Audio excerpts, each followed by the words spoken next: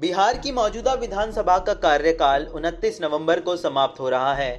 बिहार में विधानसभा की कुल सीटें हैं 243 और मैजिक नंबर है 122। बिहार में फिलहाल जनता दल यूनाइटेड और भारतीय जनता पार्टी की सरकार है। जेडीयू नेता नीतीश कुमार राज्य के मुख्यमंत्री हैं, जबकि बीजेपी नेता सुशील कुमार मोदी उप मुख्यमंत्री हैं। ऐसे में इस बार मतदान 28 अक्टूबर, 3 नवंबर और 7 नवंबर को होगा। पहले चरण का मतदान 28 अक्टूबर को पहले चरण का मतदान होना है। 16 जिलों में 71 सीटों पर यह मतदान होगा। दूसरे चरण का मतदान 3 नवंबर को दूसरे चरण में 17 जिलों की 94 सीटों पर मतदान होगा। तीसरे चरण का मतदान 7 नवंबर को तीसरे चरण में 15 जिलों की 78 सीटों पर मतदान होगा। मतों की गणना 10 नवंबर को होगी। बिहार में इस बार कुल वोटर की संख्या करीब 7 करोड़ 30 लाख है। 2015 में नीतीश कुमार की अगुवाई में जेडीयू ने लालू यादव की पार्टी राष्ट्रीय जनता दल के साथ चुनाव लड़ा था। उस समय जेडीयू, आरजेडी, कांग्रेस और अन्य दलों को मिलाकर एक महागठबंधन बना था। इन लोगों ने मिलकर सरकार बनाई। मुख्यमंत्री नीतीश कुमार बने और उप मुख्यमंत्री बने लालू यादव के बेटे तेजस्वी यादव।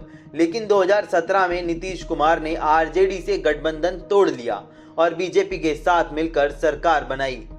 तब बीजेपी के पास 53 विधायक थे। कांग्रेस ने पिछला चुनाव आरजेडी, जेडीयू और अन्य दलों के महागठबंधन के साथ मिलकर लड़ा था और उसे 27 सीटें मिली थी। बीजेपी के सहयोगी लोक जनशक्ति पार्टी 2 सीटें ही जीत सकी थी। अब आपको बताते हैं उन नेताओं के बारे में जिन पर सबकी नजर रहने वाली है। नीतीश कुमार किसी परिचय के मोहताज नहीं है। जनता दल यूनाइटेड के मुखिया और मौजूदा मुख्यमंत्री नीतीश कुमार एनडीए की ओर से मुख्यमंत्री का चेहरा भी हैं। एनडीए के सभी घटक दल नीतीश के नेतृत्व में ही बिहार का चुनाव लड़ रहे हैं। नीतीश 2005 से लेकर अभी तक बिहार के मुख्यमंत्री हैं। इस समय अवधि में सिर्फ 9 महीने ही ऐसे थे जब जीतन राम मांझी मुख्यमंत्री पद पर थे।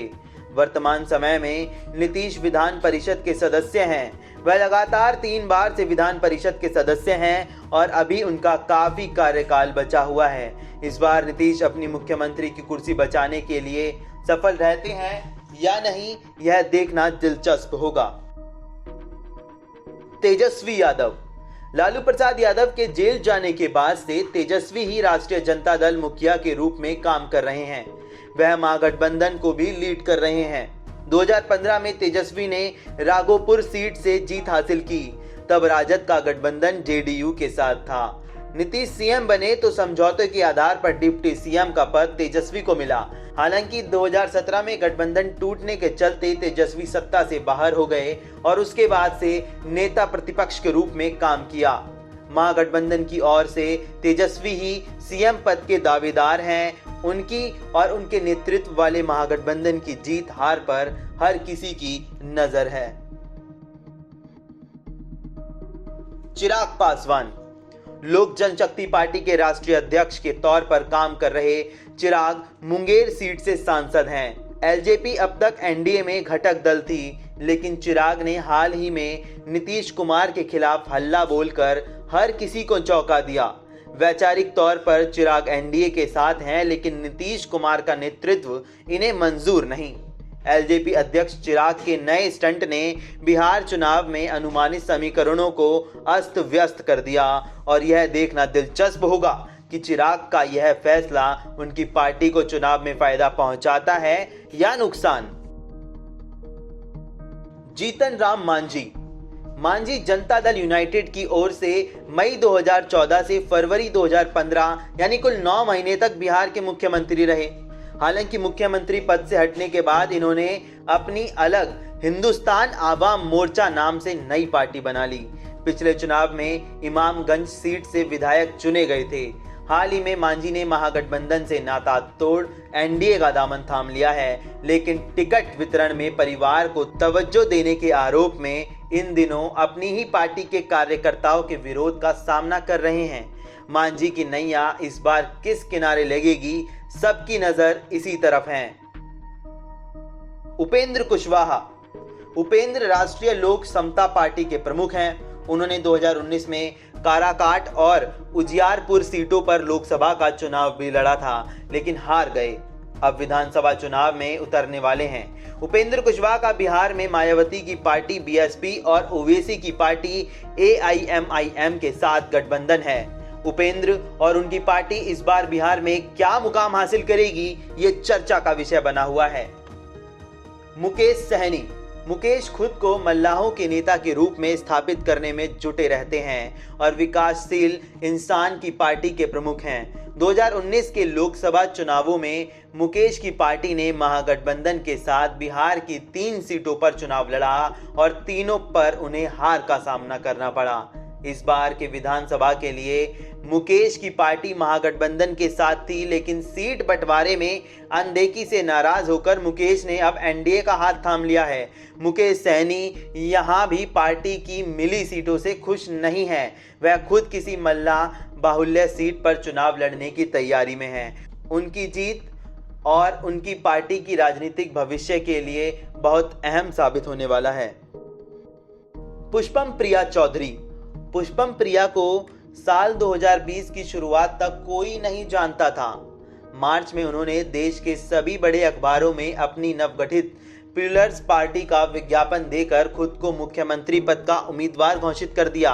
इतना ही नहीं, उन्होंने अपनी नई पार्टी से चुनाव लड़ने के इच्छुक लोगों से आवेदन भी मांगे। फिलहाल पुष्पम प्रिया की पार्टी ने 40 सीटों पर उम्मीदवार उतार दिए हैं। वहीं पुष्पम प्रिया चौधरी ने खुद पटना की बांकीपुर विधानसभा सीट से चुनाव लड़ने का फैसला भी लिया है। पप्पू यादव। मधेपुरा सीट से पूर्व सांसद पप्पू यादव जन अधिकार पार्टी के मुखिया हैं। 2019 में भी उन्होंने मधेपुरा से लोकसभा का चुनाव लड़ा, लेकिन हार गए।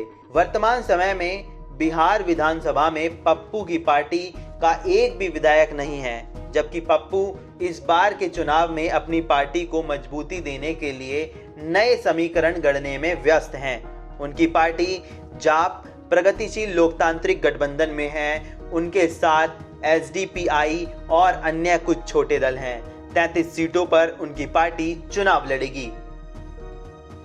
ये तमाम नेता ये जुगत भिड़ा रहे हैं कि बिहार का ये दंगल वह जीत जाएं, लेकिन आपको बता दें कि बिहार में जहां सभी सरकारें कानून व्यवस्था और आमजन के मामलों को सुलझाने में जिस तरह तक नाकाम रही है, उसके बाद बिहार की जनता का मूड इस बार काफी आक्रामक है।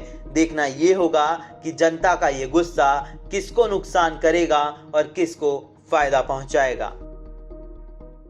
और आप हमसे जुड़े रहने के लिए सब्सक्राइब करें YouTube पर, फॉलो करें Twitter पर और लाइक करें Facebook पर। और ज्यादा जानकारी के लिए न्यूज़ नशा की वेबसाइट पर जाएं। आपको टाइप करना होगा सिर्फ न्यूज़ नशा।